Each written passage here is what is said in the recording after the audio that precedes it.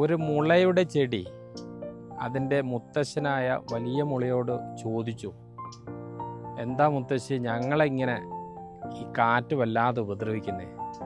ശക്തമായ കാറ്റ് വന്നപ്പോൾ ഞാൻ ചാഞ്ഞും ചരിഞ്ഞ് വീഴാൻ പോകുന്നു എന്നുള്ള രൂപത്തിൽ വളരെ ദുർഘടമായ അവസ്ഥയിലാണല്ലോ ഞാൻ മുന്നോട്ട് പോകുന്നത് എന്ന് ആവലാതെ പറഞ്ഞപ്പോൾ വലിയ മുത്തശ്ശി മുള കുഞ്ഞിനോട് പറഞ്ഞു, പൊട്ടിച്ചിരിച്ചുകൊണ്ട് പറഞ്ഞു, മക്കളെ, നീ ഒരു കാര്യം മനസ്സിലാക്കണം.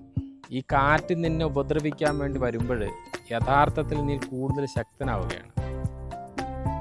കാറ്റിനോട് എങ്ങനെ പ്രതിരോധിക്കണമെന്ന് നീ പഠിക്കുന്നു. കാറ്റിൻ്റെ വീഴ്ചക്കനുസരിച്ച് നീയും വീഴാൻ പഠിക്കുന്നു. അതുകൊണ്ട് കാറ്റ് നിന്നെ ഉപദ്രവിക്കുന്നു എന്ന് നിനക്ക് തോന്നുന്നുണ്ടെങ്കിൽ അത് തെറ്റായൊരു ധാരണയാണ്. ജീവിതത്തിൽ തിരിച്ചടികൾ ഉണ്ടാകുമ്പോൾ അതിനോട് പ്രതിരോധിക്കുവാനും അതിനോട് താദാത്മ്യം പ്രാപിക്കാനും നമ്മളെ പ്രാപ്തരാക്കുന്നത് ഇതുപോലെയുള്ള സംഗതികളാണ് എന്ന് പറഞ്ഞു. നമ്മുടെ ജീവിതത്തിലും അങ്ങനെയാണ്. പലപ്പോഴും തിരിച്ചടികൾ ഉണ്ടാവും, വെല്ലുവിളികൾ ഉണ്ടാവും. ഇത് രണ്ടും നമുക്ക് വരികയാണെങ്കിലും നാം അറിയാതെ തന്നെ ഈ തിരിച്ചടികളെ പ്രതിരോധിക്കാൻ പഠിക്കുന്നുണ്ട്.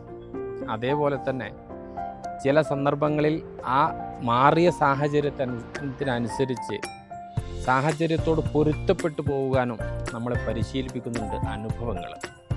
ജീവിതത്തിൽ പലപ്പോഴും നാം അത് തിരിച്ചറിയാതെ പോകുമ്പോഴാണ് ചില വേളകളിൽ പലപ്പോഴും മനുഷ്യൻ നമ്മുടെ പിടുത്തം വിട്ടുപോകുന്നത്, അല്ലെങ്കിൽ നമ്മൾ മോശമായ രീതിയിൽ ചിന്തിച്ചു പോകുന്നതും ചെയ്യാൻ പാടില്ലാത്ത വഴികളിലൂടെ സഞ്ചരിക്കുന്നതും ഏറ്റവും അവസാനം എടുക്കേണ്ട തീരുമാനം എത്രയും നേരത്തെ എടുക്കുന്നതും ദുരന്തത്തിലേക്ക് പെട്ട് പോകുന്നതും.